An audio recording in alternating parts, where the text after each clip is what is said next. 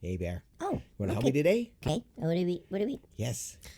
Yep. This is where I talk to the people. Where are the people? How come I can't see the people? No, I'm looking for the no, people. it doesn't work that way. When we talk about stuff, they see us, but we can't see them. But what if I want to see the people? Well, that's just how it works. Okay, let's teach something. Let's teach something with browsers. Let's teach them with. No, today we're installing Active Directory. We're supposed to do that. I think I'd rather do browsers. Why would you rather talk about browsers? Because browsers have cookies, and I'm hungry. Okay, let's just roll the thing. You woke me up for this?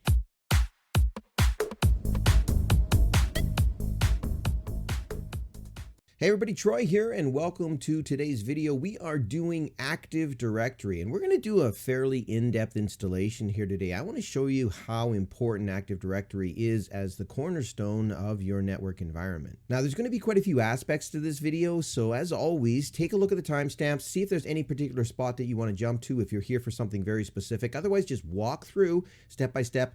We'll get this done. All right, let's jump to our topology. What you can see here is I'm building two machines today in a virtualized environment. I'm using Microsoft Hyper-V, and my first machine will be a server running Windows Server 2022. This is going to be the domain controller for a domain called corp.acme.com. That's going to be my Active Directory environment. It's going to be running my Active Directory domain services role, DNS, DHCP. You can see I'm running with IPv4 here, and I've already assigned a static IP to this machine. I'm also going to be adding a client PC, just a simple Windows 10. It's going to be DHCP enabled, and I'm going to join this machine to the corp.acme.com domain for testing and verification purposes. I'm also going to be building a fairly simple organizational unit structure. This is going to help us going forward and give us some preliminary configuration and organization within our Active Directory environment for our users, specifically an IT group and a general staff group. When we're all finished, we're going to have some fairly broad functionality and the cornerstone of a pretty good Active Directory environment. All right, let's get this out of the way and pop into our server, and we'll get this train on the rails. The first thing you're going to see is that I've simply deployed Windows Server 2022. This is its default configuration with the exception of two key things. What I've done is I have renamed the machine to the desired hostname of DC01, and I have statically assigned the IP address of 192.168.0.1 as per my topology. Best practices for a domain controller to have a static IP, and good practice for any machine that's going to serve as a server in your world.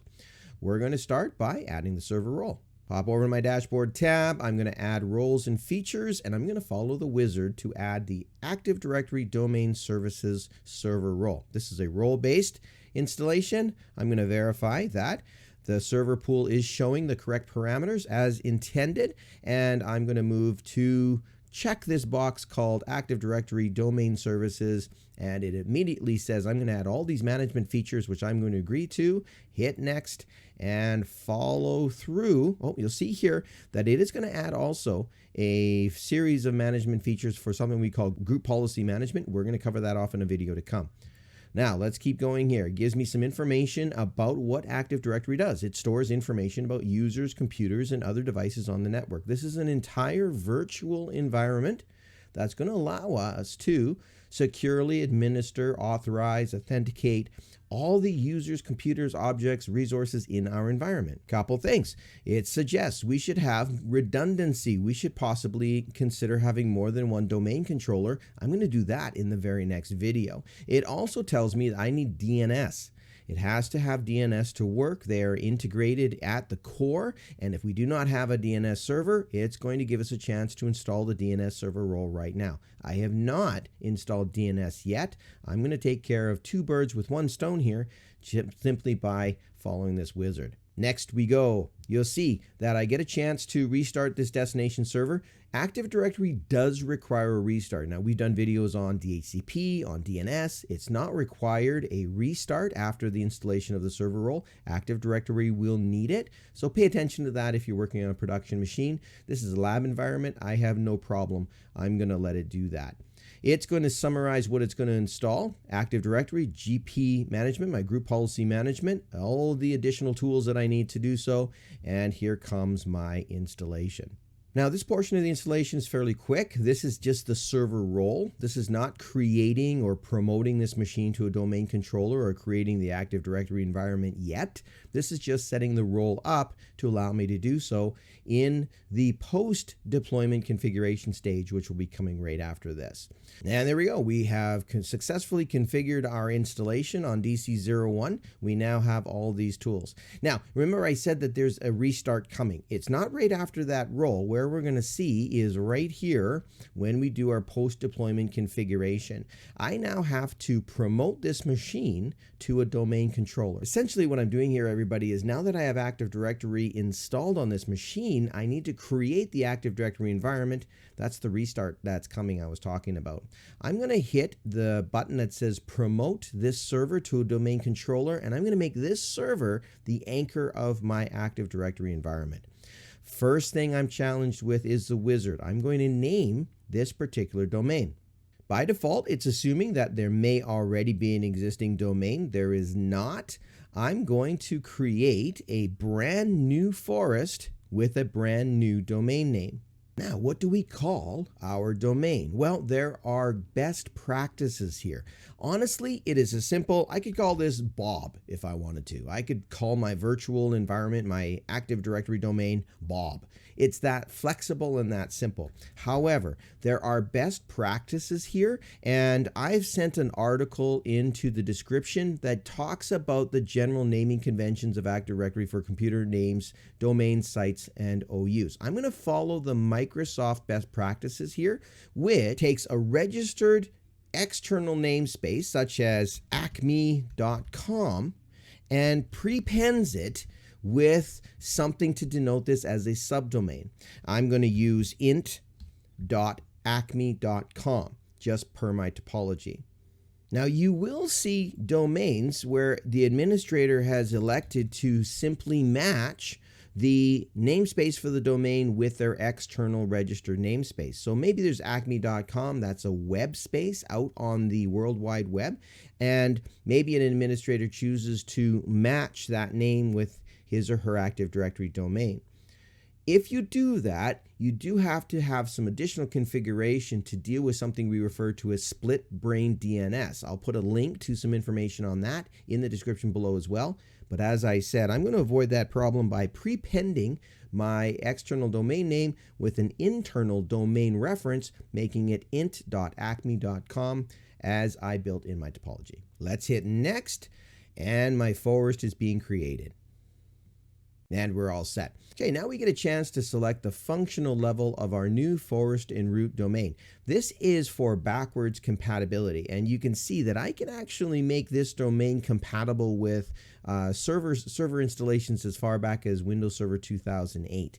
I'm not going to do that because what happens is it does compromise some of the functionalities that have been present since 2016. I'm going to leave the defaults, meaning that I'm going to take advantage of as much functionality as I can without compromising it for the need for compatibility to old systems.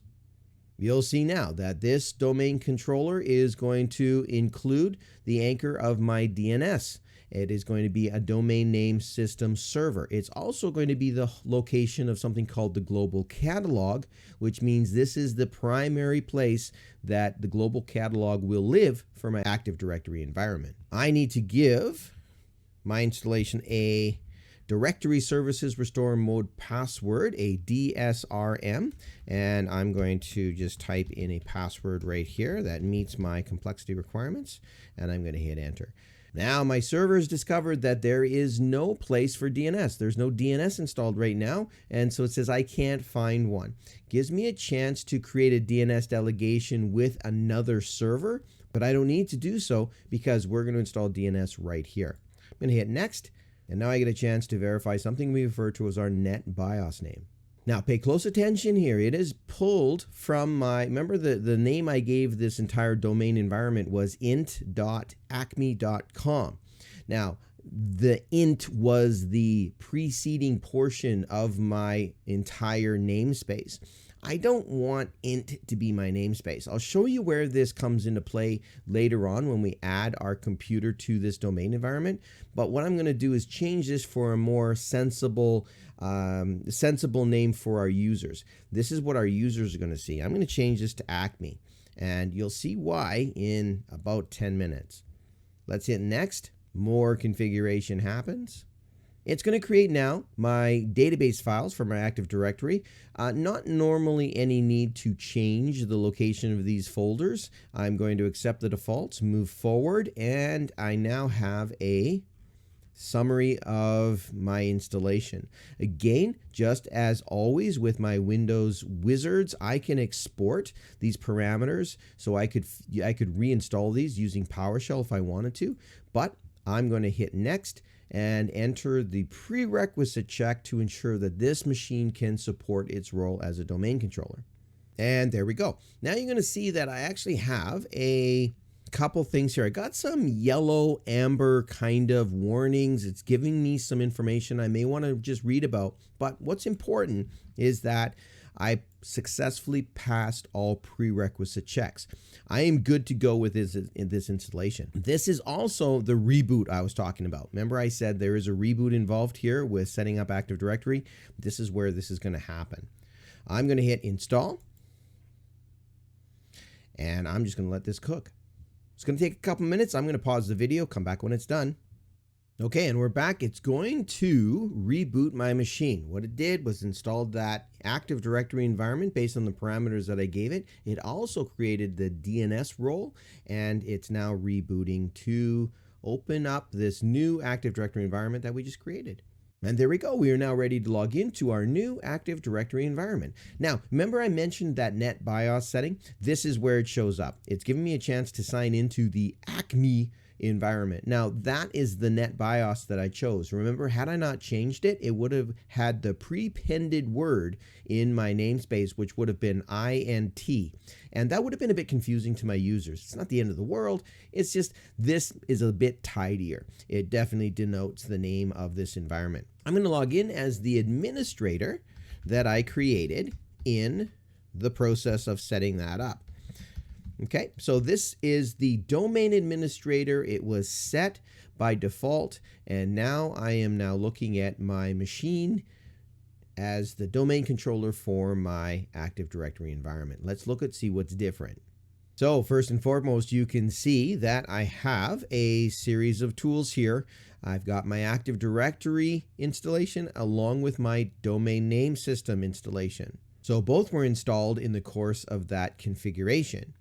This has also been promoted to no longer be part of the work group. You'll see that it is now a domain join machine in int.acme.com. That's the domain that we built. You'll remember it previously said work group. It is now the anchor to this domain. Nothing has changed with respect to my IP addressing. I do have a series of tools available to me that I did not have before. In the course of the installation, you'll see I now have the Active Directory Admin Center, Domains and Trusts, Sites and Services, Users and Computers. I also have DNS. Let's verify DNS first. I'm going to click on the MMC for DNS, my DNS manager, and let's take a look and see what happened here. First, I'm going to be in and out of this a lot. I'm going to right click, just pin this to my taskbar for easy reference, and let's take a quick look at what Active Directory configured when it built DNS for me. And I open up this, and you can see that I have my DNS forward lookup constructed for me already. And you can see it's all good to go, including the A record for that server. So my DC01, this machine, has been properly added to the DNS. It is, if I were to right click, take a look at the properties, the start of authority. It is a qualified name server for this environment, fully validated, everything is good, and it has already added this host name for me. Fantastic. Look what it has not done though. Fairly important. It has not created a reverse lookup zone. There's no primary reverse lookup zone here. So if I'm using this as a DNS server, this lack of pointer record is going to be a problem. Let's fix that right on the spot. I'm going to create a new zone. This is going to be a primary reverse zone. And look at the difference in the wizard. I'm talking about the difference of the video that we created a little while back on creating standalone DNS. I now have a chance to create a replication scope. This is going to automatically replicate my DNS to all DNS servers running on domain controllers in this domain by default. So what that means is that if I add another domain controller, which I'm going to do, this DNS information will be transferred and shared with other domain controllers in the domain by default. That's easy. That's awesome. That's fantastic. Let's hit next. It is an IPv4 reverse lookup zone. My network address is 192.168.0 on a /24. I'm going to hit next. And now I see that I have an opportunity by default to allow for secure dynamic updates. So what this means basically is as machines are added to my Active Directory, records will be created for those resources inside my DNS. Awesome. I'm going to accept that and hit finish. And you'll see there is my option here. There's my SOA. I'm going to go take a look at my name server. Let's verify this. Just quick resolve. Everything is good. Apply. Click them. Let's go now and fix a pointer record for my DC01. I'm going to open this up, update that pointer record, hit apply. Done. A little bit of a refresh here. And I've just validated my DNS. Beautiful. So let's recap so far. Here's what we've done. I have installed the Active Directory Domain Services role, and then I promoted this machine to be the domain controller for a new Active Directory domain environment called int.acme.com. In the course of that installation, Active Directory built me a DNS environment, and I have now gone in and validated those records. The primary forward lookup zones were already established. However, I had to go in and build my own reverse lookup zone to make this work and correct that host record for my domain controller, which is called DC01. Easy peasy. Now, just for fun, what I'm going to do is I'm going to install DHCP because I want to round out this environment a little bit more. Let's close up my DNS manager. I'm going to go back to my server manager. I'm going to add this role for DHCP. I'm going to kind of go through this fairly quickly because I did a full video on this. If you want to do this and dive into how we configure DHCP, take a look at that other video on installing DHCP as well as failover DHCP.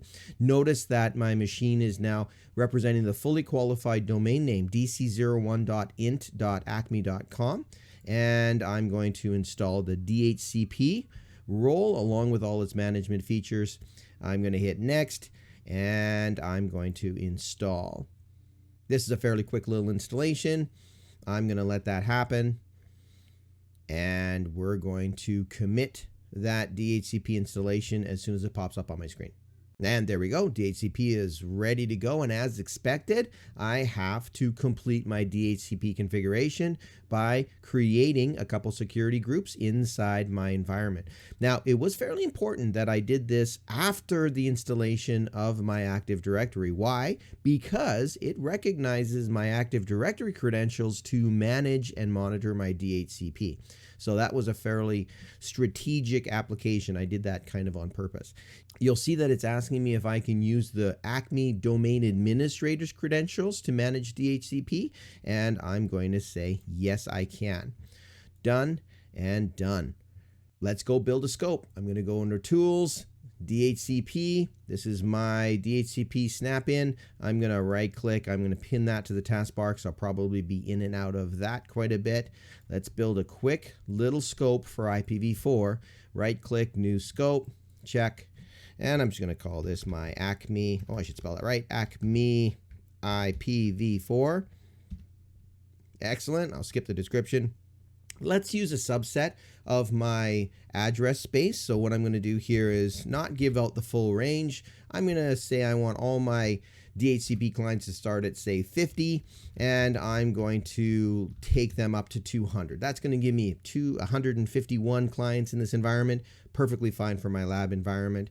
This is a /24, a 255.255.255.0 subnet. I'm going to leave that default, and I don't have any exclusions. I'm going to accept the regular lease, and I'm going to configure the additional parameters. Now, I've got a pretend gateway here, which I'm going to hand out to my clients, and I'm going to say that that router is 192.168.0.254. Check. Now, look at this. It's now asking me, hey, do I want this integration to marry to my parent domain, my int.acme.com? It recognizes that this domain exists, and it's saying, hey, I presume you want to use the domain controllers in your acme.com environment, right? And it has correctly defined that the answer to that question is yes. This machine is 192.168.0.1. That's going to be one of the DNS servers that I'm going to hand out. Let's hit next. No wins involved. I'm going to activate this scope, finish, and away we go. Fantastic. Now, there's another machine at the other end of this wire. There's a PC set up with a private switch. Let's go see if we can get a DHCP assignment from this new scope. I'm going to minimize my DHCP, minimize my server, and I'm going to pop over to PC1. All right, PC1, let's take a look. Okay, now this particular machine, I'm going to pop in here and I'm going to go to my adapter properties, and you're going to see that this thing is actually set for DHCP. So if I hit OK, I should be able to do my command line ipconfig, and let's see if I got an address. I have not. I've not got an address yet, so I'm going to have to force this. Actually, did you just see that? I was actually going to have to do an ipconfig renew, but I did not actually have to. It popped up, and it was just a little bit of propagation. I was a little bit ahead of myself. I'm going to hit yes, and I'm going to join this environment. Let's do another. There we go. There's my 192.168.0.50. So we're good. I didn't even have to do anything. Let's add an all to my ipconfig. There is my DHCP server. Everything's looking good. This is fantastic. Okay, so now I know that I have connectivity. What I need to do is join the domain formally to make sure that this computer can be properly administered in my Active Directory environment. So what I'm going to do is move to my PC, and I'm going to right click, go to the system, and I'm going to join this machine to the domain. So what I'm going to do is move down to my system info, and I'm going to change the settings. And I am going to change its domain or work group right there. Change. Now, the name of this machine, PC01, I did set that as before. I could change it right here if I wanted to, but I'm going to join the domain called int.acme.com.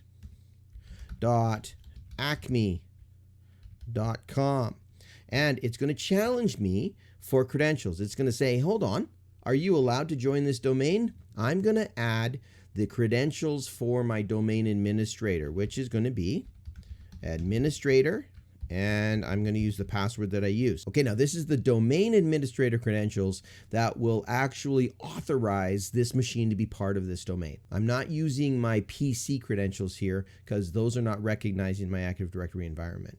And hit OK, and a short little wait, and now it has welcomed me to the int.acme.com domain. I'm going to hit close and restart this machine. Now, the restart here is fairly important because what this now gives me a chance to do is log into this machine using domain credentials. You saw a short little flash there where I saw that I was using a local user called test user. Now, my Active Directory environment has no idea that test user exists. If I go try to log in, I'm logging in locally, and that does not make me part of my Active Directory world. I want to log in with an Active Directory user, but first we should create them. So I'm going to minimize this, and I'm going to go back to my friend DC01.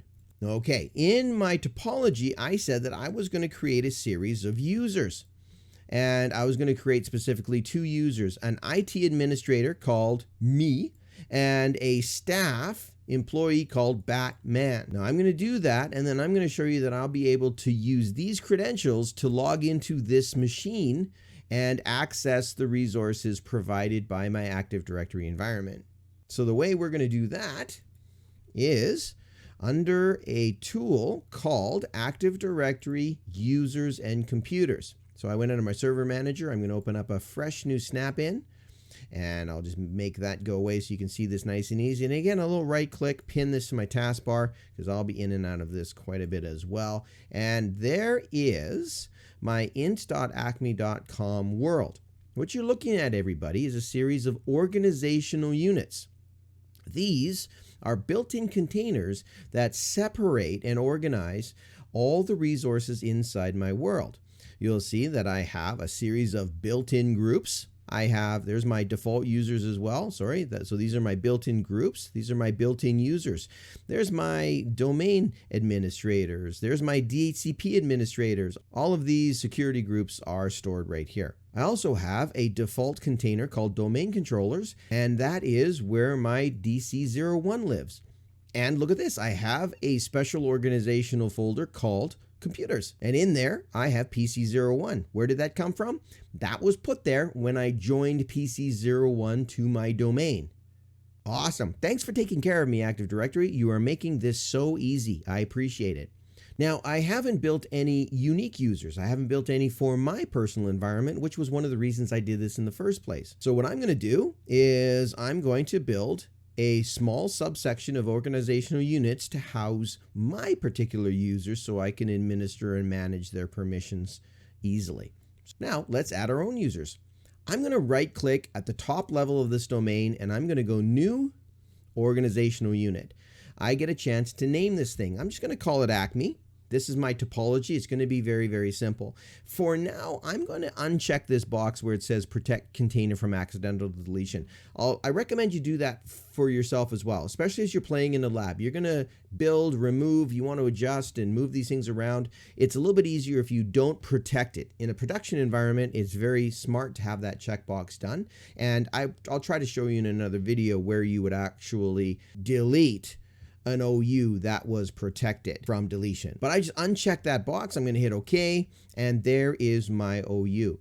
Okay, now my topology says I want a couple OUs inside there. So I want an OU for my IT people and an OU for my staff. I'm going to right click on Acme, again, New Organizational Unit, and now I'm building a nested OU called IT. Again, I'm going to uncheck that box, and I'm going to build another nested off the Acme OU, nested OU called Staff. Uncheck that box, and away we go. I need to build an IT user called Troy. So let's build Troy in this Active Directory world. I'm going to right click on this space called New User, and I'm going to put Troy in here. Great. Challenges me for a logon. What naming convention do I want to use? What credentials do I want to tell my users to use when they log into my environment? I'm just going to go first initial, last name. That's what I'm going to do. So Troy will log on as T. Berg when he logs onto that machine. I'm going to hit next. Gives me a chance to create a password, and I'm just going to create a simple password here that meets the complexity requirements of the domain.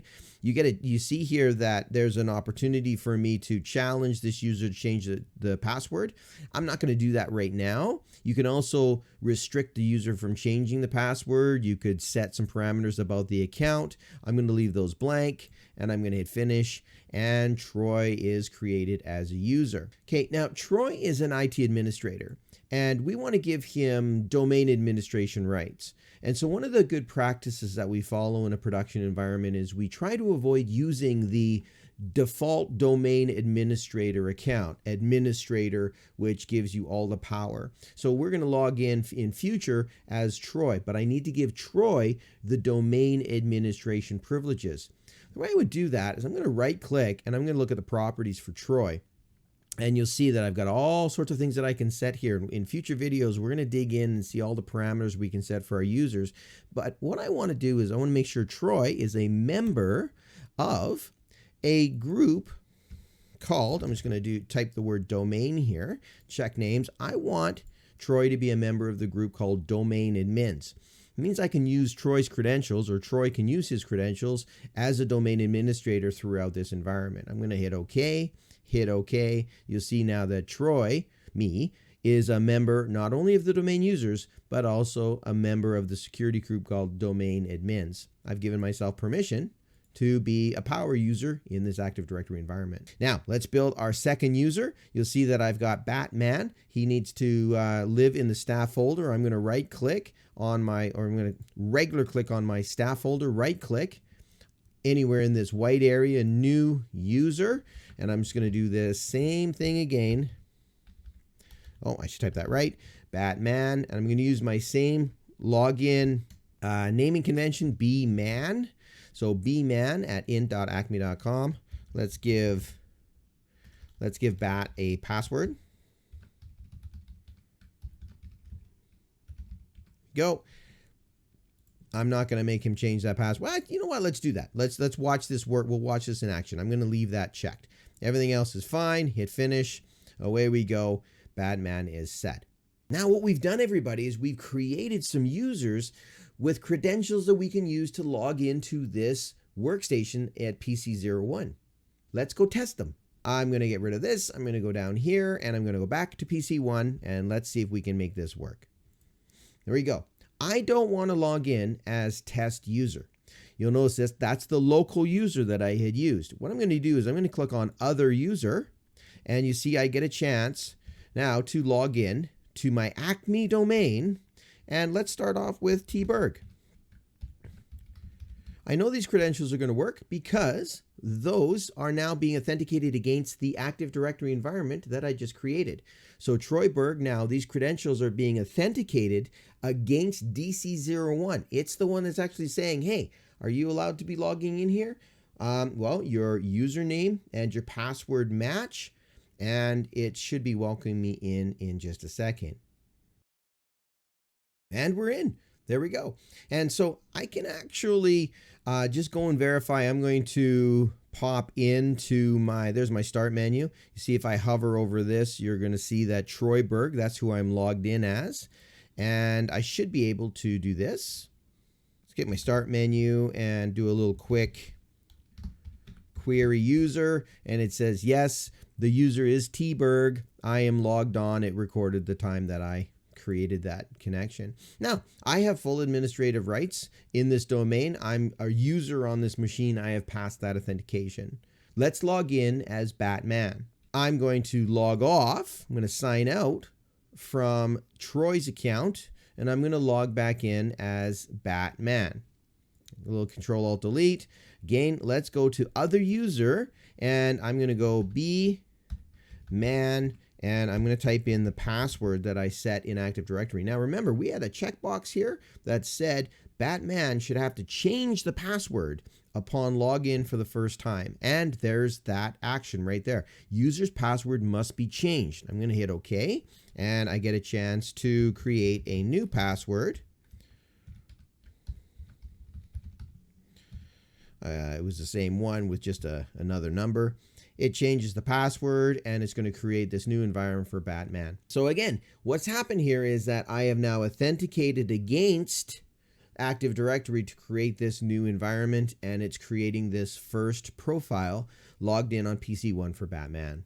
So what we did is we installed a fully functional Active Directory environment complete with DNS and DHCP. We then added some users to this Active Directory environment, and we used those users to log into our PC01, which we joined to our Active Directory environment. We allocated an IPv4 address via DHCP, and we watched the entire world propagate and interact together with the credentials and authentication that we built with our Active Directory DC. That was a lot. If you come back for the next video, what we're going to do is we're going to add a second domain controller, and we're going to watch how we can create some Active Directory redundancy in this world.